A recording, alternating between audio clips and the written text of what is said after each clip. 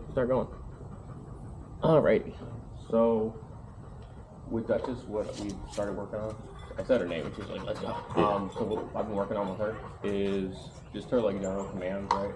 And on top of that, her like public neutrality and just basic obedience, which goes beyond just saying like sit down or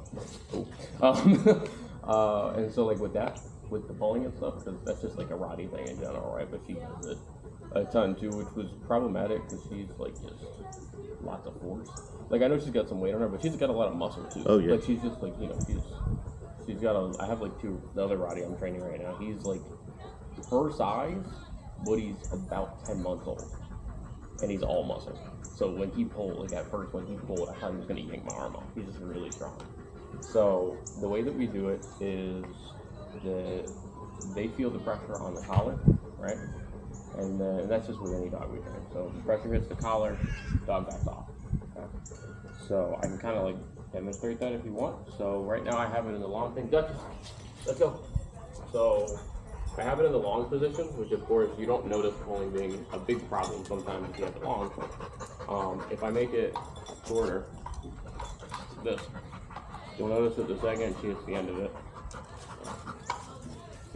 she kind of feels it, right? So let's get her moving again so I can feel it. Dutchess, let's go. If I pull this way, like right here, she's fighting me a little bit because you're around. So what I'll do with that is the e-collar gets hit at the end of the leash, and that's like kind of our like training, like how it's going in the middle, right? So you're giving her like the vibrating thing? No, so the type of e-collars we use, so they're because we sent you guys a link. Did you guys get to buy it yet? Okay. So give it. Okay, cool. Just make sure you have by like maybe the second session or like even honestly, just make sure you have by the go home day. As long as you have it by then, I can tell you how to use it because the thing with this, so the mini educator is probably I think one of the best you can get. It's a little pricier, but the thing is it's built. The collar is built like a tin shield. So cheaper e-collars, right? You're kind of like the dog. I want to move this camera closer so it'll pick up what I'm saying. Because it'd be kind of awkward if I had like moved it and everything just for you to hear like rada rada rada rada the whole time. All right, let's set that there. Yeah, so cheaper e-collars, it's more of like a just straight shock. Whereas with this, it's a tins unit. I've worn it before. Like that was a requirement actually, right, from my boss. And honestly, like I want to know what the dog is feeling because I'm not big on the idea of just like, oh, you didn't listen, you know, zap, right? That's pretty cool. Yeah. So that's how that works. So she hits the end of the end of her collar here, and what she learns is at the end of the collar, like the pressure that comes from it. If the e-collar is hit at the same time, she makes the two like synonymous, right? So they mean one and the same. So like right now, she's like fresh. This is the first time I had her out today. I was working with the other Roddy earlier. So it's kind of cool because you can see how from when we first got out here to now she's already like with the e-collar, but like okay, like I know the rules. It just kind of needs to get like booted up, right? Right. So that's kind of how that works. So like, let's see, so full on. Yeah, she's not pulling on it now, which is great. Problem is I can't demonstrate it. That's right. It's always funny. They listen, like they don't listen when I'm not ready to like demonstrate. But then once I'm like, it's demonstration time, they're like, I'm the best dog ever. Oh, right there. So you saw like she didn't like freak out there. She just backed off a little bit. You saw this kind of thing. The reaction you don't want is like a thing, and they're like that thing. That's not what you want. Yeah.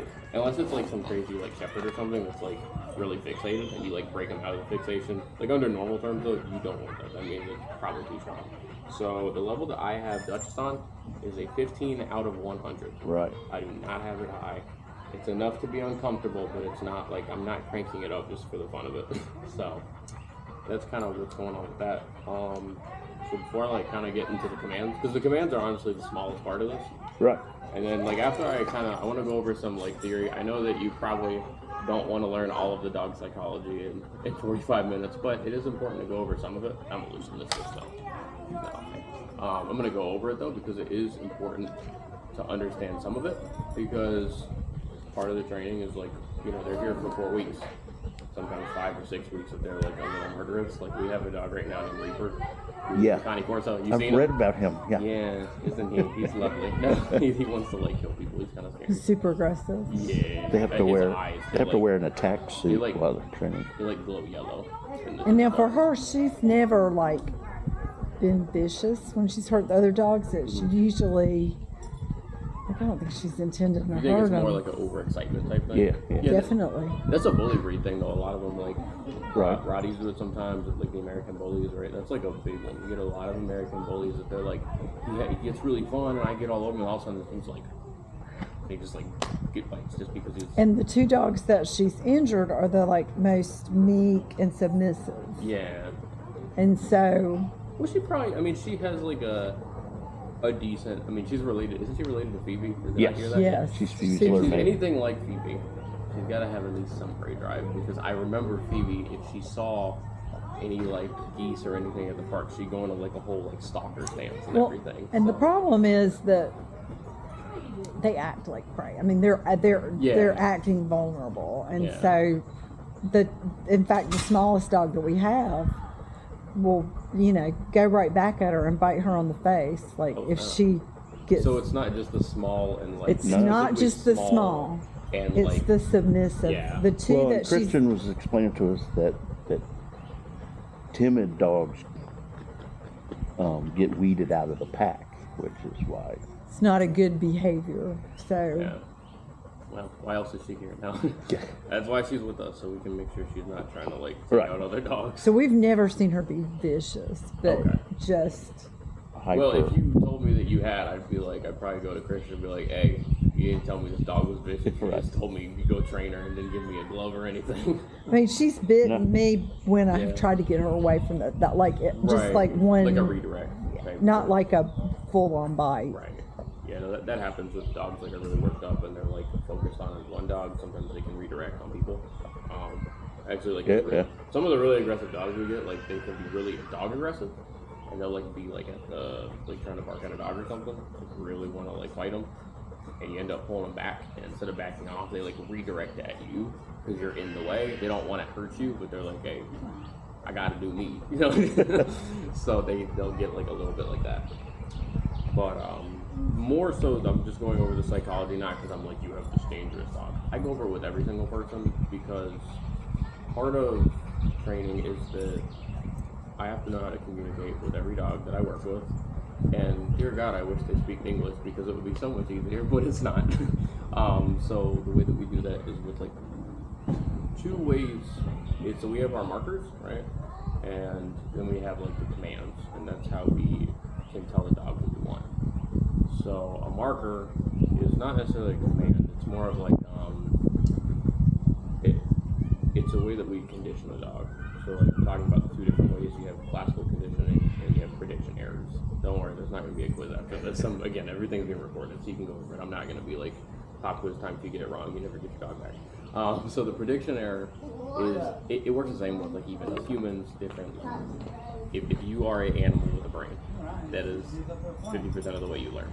So a prediction error is when a dog thinks something's going to happen and they predict wrong, right? Prediction error. So that's how we train a lot. So for instance, Dutchess, when she first came to me, right, I'm working with her, she pulls on the leash and she thinks, yeah, I can pull, nothing's going to happen. And then all of a sudden she feels some kind of pressure.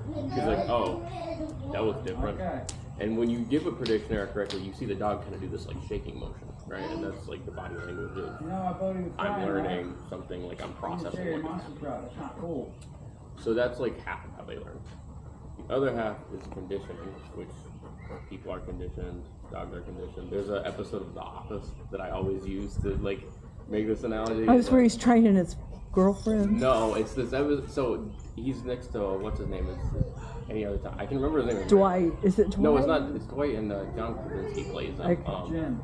Thank I know you. the scene you're talking about. Yeah, where like he's at the computer, and every time the computer boots up, he gives him a mint, and then like one day he boots it up and the sound goes off, and Dwight just holds his hand out and he doesn't give him a mint. And he's like, "Why did you do that?" He's like, "I don't know, right?" Because he was conditioned to every time you hear the sound, you get a mint. And so that's the same thing that we also. That's like the other side of training, is with the classical conditioning, right? So it's those 2 ideas.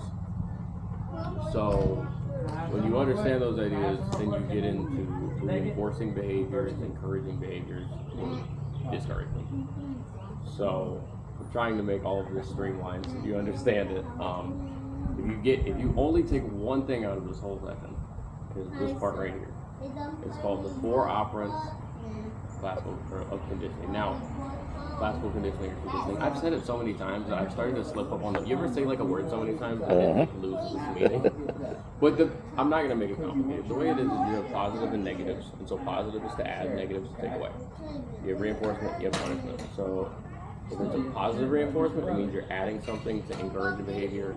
If it's a positive punishment, you're adding something to actively discourage the behavior. Okay. So, for example, if I want Dutchess to go into a sit, right, and it's called release of freedom, which is where like I teach a sit or maybe reinforce it, like she knows it, but she's got a little bit like I don't really want to do it, which surprised she had a couple of those moments. Oh yeah, we've I know seen you'd that. be shocked about that, but yeah. What I'll do is like a hold in place, and she's like I can't go anywhere, and she like goes to a sit, and I let her go, and she learns like that's the pressure, you got to get out of it. So that would be negative reinforcement because I'm trying to encourage the sit.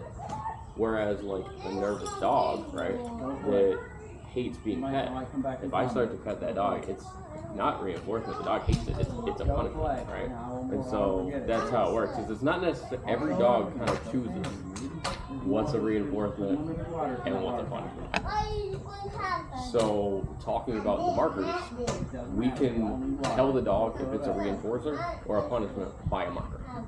So we have our like ant, which is like the parent, like if the kid tries to touch the stove, right? Like Right. And then we have a note.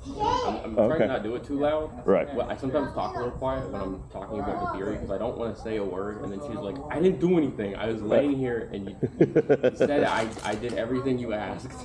So the ant is for like a reinforcement. So again, if Dutchess, I tell her sit, she doesn't do it, I give her the ant, and then she goes into it. Whereas if she's jumping, it's a note because that's a behavior that I want to get rid of. And anytime you use the ant or the note, the e-collar always comes after. So it's kind of like a consequence of the word. So if you do the It e-collar, pairs with the word. yeah, but it's always after. Because if you do the e-collar before, there's no context. And what can happen is like, let's say you put her into a down, right? You say down, and then she doesn't listen, you just hit the e-collar. What happens is she could learn that down means the e-collar, and then every time you say down, she's like, and she does that, and then you poison the command, and it can take 3 weeks to unpoison the command. So let me make sure I understand this. So if you say down and she like doesn't want to do it, and you say,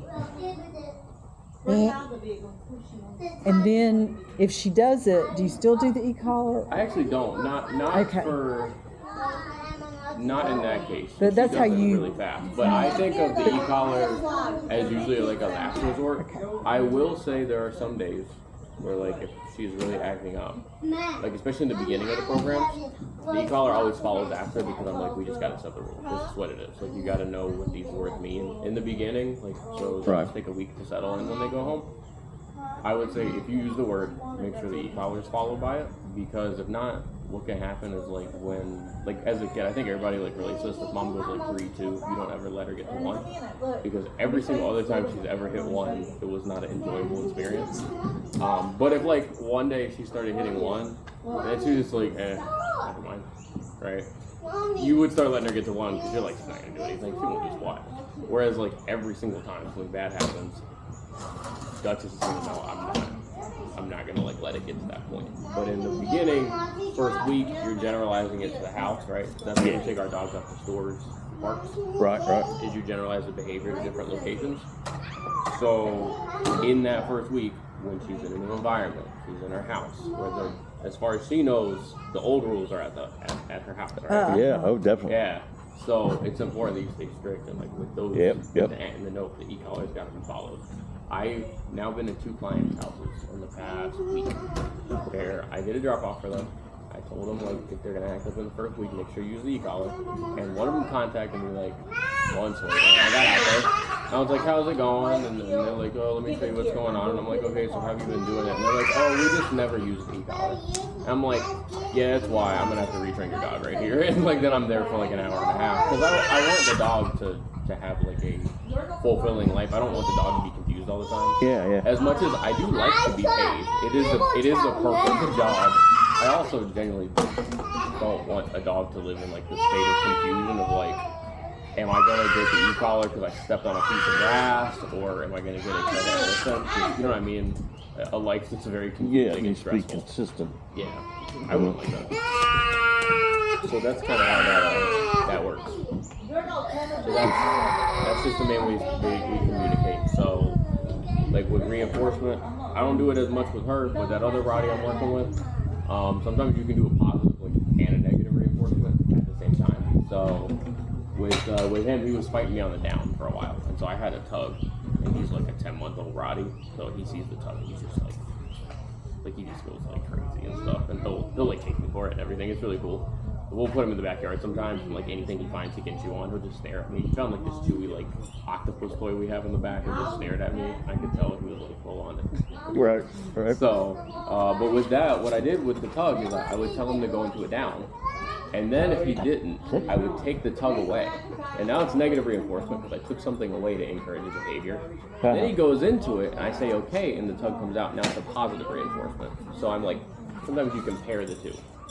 So the reason I'm talking about it so much is that way you guys know what means what when Dutchess goes home. So there's like a really good chance when you take her home, she's gonna have that hop.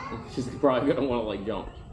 And jumping is a behavior we don't want at all, right? Yeah, exactly. I'll be honest, I do like golden retrievers to jump on me, but I don't let them do that for the clients. But like, especially a dog of like her like strength, you don't want the jumping. Right. So the jumping happens, it's a note, and then followed by the e-collar. I mean, that's actually how the dog fights started, was with pump someone in the house, new person in the house, and she's jumping, and all the dogs and we're are trying to get jumping, it and then all of a stop, and sudden, everybody's all. Well, I mean, at that point, she's ramping herself up, right? There's no impulse control happening, and then all of a sudden she's like, exactly. you know, she's So if it had never gotten to that point, then none of that would have happened. yeah. So. And as far as I understand, like jumping and then like the not aggression, but like the very like dominant behavior, rowdy, pushing people around. Yeah, just that kind of stuff is like your guys' biggest concern. So, unless I'm missing because I try to remember everything that people either like mention or I see on the forums or something. But I believe that was like the big stuff for you guys, right? Yeah. And I want her to be able to come when I call her. Yeah. Off leash. So that's another one that with the And I don't plan on taking her off leash anywhere, but if she gets off leash, I want her to come back to me. Like off leash, it's good, and we take all our dogs off leash. But the big reason we do off leash is not to be like, hey, go in a room full of 20 kids with a dog that's like known to kill people and just like let them off leash. Yeah, right. It's not like that's not what we're saying. The reason we do the off leash really is, even though it is helpful, if you can get a dog to listen off leash reliably on the leash, it's like proof. You know what I'm saying? Like, I don't want to say foolproof 100% because dogs have brains and they're animals and occasionally there are mistakes, but it's as foolproof as you can get it, right? I tried to explain that one time I had a client that I was like, he didn't understand why I didn't just have the dog off leash in the park for the whole session. And I was like, well, like we do it because we're proofing the leash will be, and because if it's good off leash, then it'll be really good on leash. And I was like, does that make sense? And he was like, no. I was like, I was like, let me go in depth then. But I don't think I need to tell you guys that she's definitely chilled out a lot more from when she left. So. And the way we chill the dogs out is I don't like to repress the dog, so sometimes like I might spend 2-3 sessions just on one thing because I want to encourage it and show there's a punishment without actually shutting her down, because my ideal scenario is that every single dog goes home and their personalities are the exact same when they left, and they just know how to listen now. We just need her to have manners. Yeah, it's just, I mean, like humans, right? We're like kind of all built like acting the fool. Some of us are, especially me. I'll throw myself under the bus there.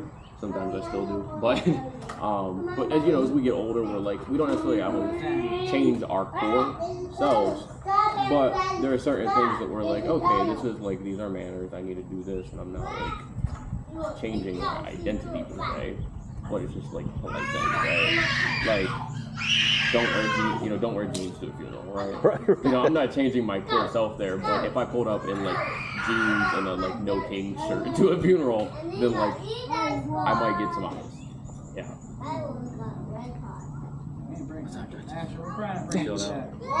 Good girl. We knew it'd just be you. So the other thing I want to talk about, and this is kind of where I'll get to show off some commands now. Yeah. Well, let me ask first before I get into that. Do either one of you have any questions related to any of that? Did it sound like gibberish? Like, is there anything you'd like? It makes sense. Okay, cool. I have a tendency to talk fast, so I actually like have. We're going back to what I just talked about. I temper myself to talk slower because if I start talking like this all the time, and I was like negative stuff, people would be like. Especially us older people who can't hear as well. Yeah. Helps to Still, I can't hear down. Yeah. Well, fortunately, I really haven't had that problem too much. As a kid, I was told I talked too loud, so you know. Oh, I got talks too much on every report card. Ah, Oh, really? Oh no, yeah, I mean like talk even too like much. my own family was like he talks loud. Just so over time, it was funny when I was about like 17, I developed like a really soft spoken thing, and then everybody was like, "We can't hear you," and I was like, "I can't do anything right." Well, he knows my family, all of us were loud. It was a loud bunch. So, okay, well, if that all makes sense, what I'm going to kind of go into here is the next part where we have an implied state with each command.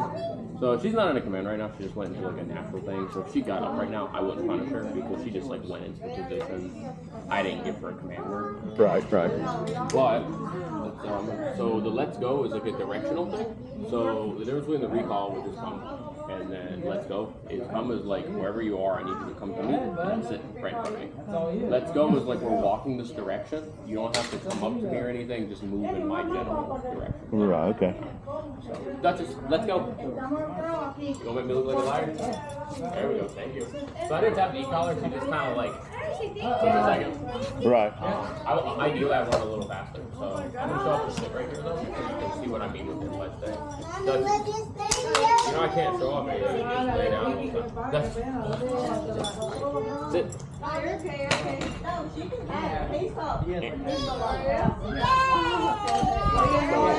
Right now what I'm doing is I'm helping her differentiate between the down and the sit. Right. That's the thing a lot of dogs have, so I end up like just doing this kind of motion where I just pull up on the collar. I'm not going to choke her out or anything, but just like gently to where it's like, so I'm going to do it again. That's it. Sit. And so she's going to stay there as long as, come on bro. Well, you can see we're still working on that, but she's in the window. If she gets up at all before I say the release word, then she's broken the command, which I'm sure you're like, what's the release word? Okay. Good job. Good job. And so that's how it works for sit, that's how it works for the heel. We're starting the heel. I haven't really started working with the heel yet with her, because that's kind of like the last one, because it's a more like, if you don't have good leash manners yet, Right. teaching a dog to stay here while you walk for like a minute is the most infuriating and miserable experience that I have ever had. It's like it's hot out. I know. It's not that hot. Actually, I've mentioned it in several videos. I really, with the bully breeds, I don't keep them out here for more than, like this is fine because it's shaded and we're not doing a lot of work. Right. But anytime that I'm out doing like a walk, I try not to keep them out for more than 20 to 30 minutes because the flat face, like the way that they take in air, it's just, they overheat easier. They get short on breath easier, so I'm really careful about that. The last thing I need is like a Roddy. I can't carry her back to the car, even if she did collapse. I'd be like, oh. Like, cause I sprained my arm like 2.5 months ago, so the strength isn't all back yet. So if I just like lift her and just carry her. What did you do? You sprained it? Yeah, so I sprained I did a very light sprain on my wrist and then sprained both of these. So actually, with the Roddies right now, there will be moments where my arm can get a little weak, like tug or something. Would you say to her? Dutch, sit. Sit. Yeah, so right now I'm helping. A thing that the dogs will do, like this is near the end of the program, I can say down or sit, and they'll kind of do both. And some people don't care. Some people do. So like what I do is I make sure that they are two different things. Right.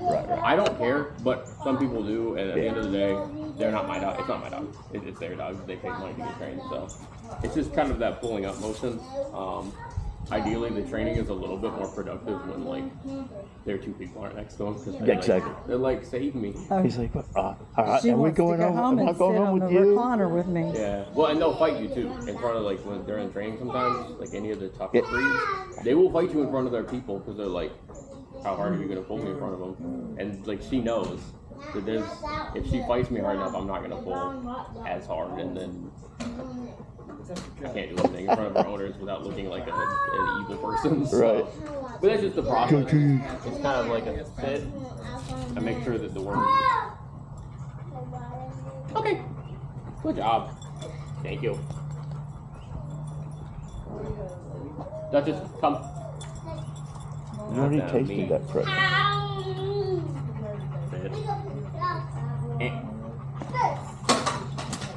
Yeah, so she's a little, again, around the people. I won't She's say that distracted by us. the dogs do usually like underperform, there we go, around their people. Especially we are in like the middle. Well, there's a lot of distraction. Yeah. But this is a good area for her. Like I take, the dogs come out here all the time because of the distractions. Yeah. Because when we go out places too, because the distractions always stay light. I heard, who said it? It was one trainer that during one of my like courses online that I was taking that I liked it a lot. And it was is the reward for not listening greater than the reward for listening, right? So if she goes like, I'm gonna like it more, like if I get the e-collar but I'm still gonna get what I want and I like it more than listening, I'm gonna do that. If I went up to either one of you and I was like, hey, can I like punch you in the face as hard as I can for like 50 cents? You'd be like, no. But if I was like, hey, can I punch you in the face as hard as I can for like $10 trillion? You'd be like, man, you could do it twice. Maybe not, but I think that it would be more enticing. I know if somebody asked me, can I punch you in the face for 10 trillion, I might let them. Right. For 50 cents, No. not happening. I can go find 50 cents probably in the park. So the way I've been doing the recall, is are you gonna follow me now that I need you to do the recall? Thanks, bro. Dutchess. So yeah, the way I've been doing that is because I use the retractable-leashes to train everything because I can go from like training a command that's short and just heading up the leash, going with it long. So with the recall, I'll give her the cuff, right? And then if she doesn't listen, I pull her in my direction until she gets here, and then if she tries to like resist, I hold her there until she sits, and then I let her go. And that's kind of like, I want her to associate the directional pull and the word together. Right? So that's just come. Whoa. Okay. Mine goes really fast. Come on, Sparkle Smash! Come on, guys. What are you doing, bro? So there's a little right here while I do the social pressure. So I'm doing like the release the freedom where she can't run away. Come on, Bubba. Are you tired? Magni. So she's not really responding to that. So in this case, I'm just gonna put her. What? Oh my lord. You know, I've never seen her this lazy before ever. Like she's always amped up with me. She's not lazy with us a She's lot. pretty lazy around the house. Is she? Yeah. Oh, see, Yeah. with me, she's been like very like driven work kind of dog. Oh, no. Well, if you get rid of the impulse, then she's lazy. I guess you don't have too much. I mean, we have Yeah. spurts of like, if somebody comes over to the house, Right, if she gets like angry. there's something, you know, it's time to eat. Well, actually, she's really good So about just going to her. come. Eh. So that time there was like I have to pull. Yep. Eh. Sit. You know it. I know you do. Dutchess, sit. Eh. By the time I tapped it multiple times, Dutchess, sit. he's a little sassy. Sit. Eh. So in this case, I'm tapping it multiple times. I have it on 15 right now. I think Kelton leaves her on like a 20, so it may be not strong enough for her right now. Eh. Let's see. Okay. Dutchess, sit. There we go. Okay. Somebody was resting on a 30, so. But that's what we're gonna